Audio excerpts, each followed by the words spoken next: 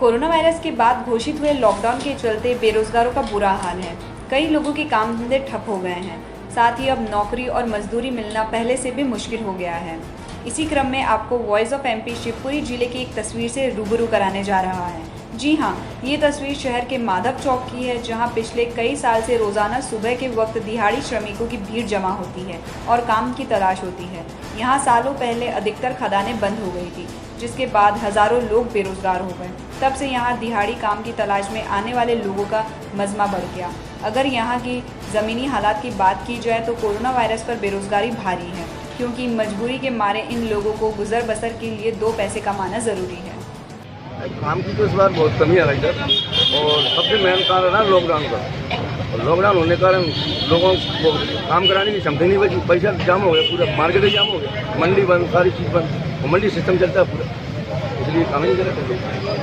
तो कभी स्थायी नौकरी तलाश की है आपने? मिली स्थायी नौकरी आपको? नौकरी तो कहा सर, मैंने बीएससी किया है, मेरे बच्चे ने बीएड किया है, चपरासी नहीं बन पा रही, जबकि मैं एससी कोटे में आता हूँ। हमारे समाज में बहुत पढ़े लिखे हैं, चपरासी नहीं बन पा रहे।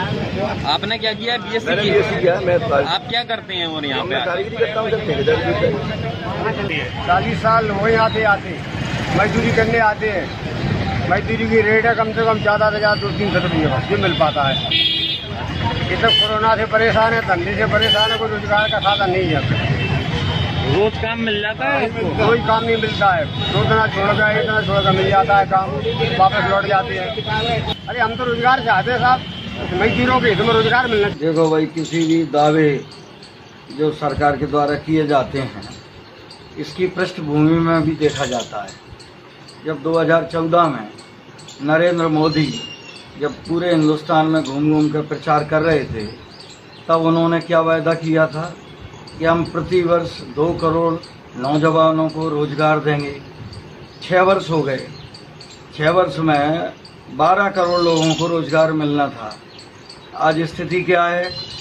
आज स्थिति ये है कि हिंदुस्तान के 12 करोड़ मजदूर असंगठित क्षेत्र के पैदल चल के अपने घर पे पहुंचे हैं। ये सारे के सारे बेरोजगार हो चुके हैं आज की तारीख में।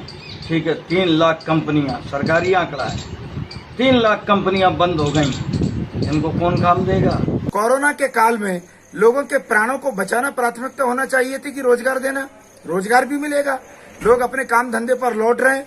धंधे, उद्योग धंधे, लघु कुटीर उद्योग धंधे फिर से खड़े हो रहे हैं अपने पैरों पर। गांव-गांव में दुकानदारी चालू हो गई है, दुकानों पे काम करने वाले लोगों को काम मिल रहा है। हाईवे पर, सड़कों पर जो पेट्रोल पंप है नए नए, क्या वो मोदी सरकार के विकास की गवाही नहीं दे रहे? आज पूरी दुनिया में अर्थव्यवस्था मंदी का शिकार है। कोरोना ने डस लिया है अर्थव्यवस्था को, इसलिए इंतजार करना चाहिए। अच्छे दिन आएंगे, रोजगार भी मिलेंगे, बेरोजगारों को समय पर तनख्वाह मिलेगी, उनके जेब में नोट होंगे और चेहरे पर मुस्कुराहट होगी। और एक और बात, कांग्रेस आरोप लगाती है, प्रोपेगेंडा करती है, पर समस्या की जड़ पर कभी वार नहीं करती। कभी कांग्रेस के नेताओं ने ये कहा कि देश में आबादी पर नियंत्रण होना चाहिए।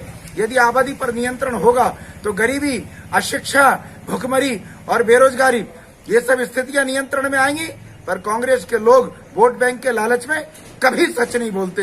ये देश के साथ पाप करते हैं, ये सरासर बेईमानी करते हैं। शिवपुरी से कुलदीप गुप्ता की रिपोर्ट।